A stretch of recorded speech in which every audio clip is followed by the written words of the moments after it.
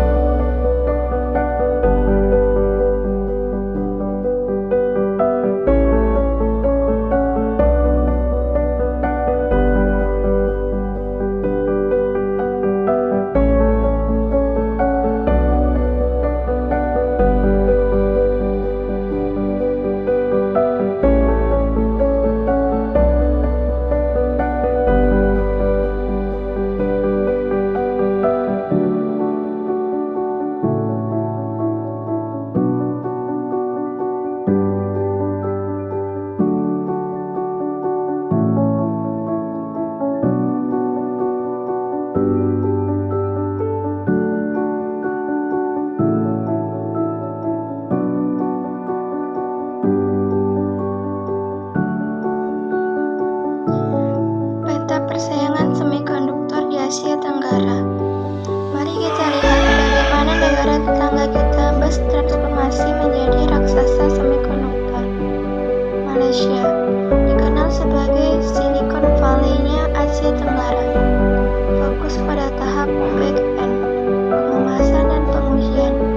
Negara ini memiliki pelabuhan yang sangat baik, insentif pajak yang konsisten, dan dukungan insinyur lokal yang kuat.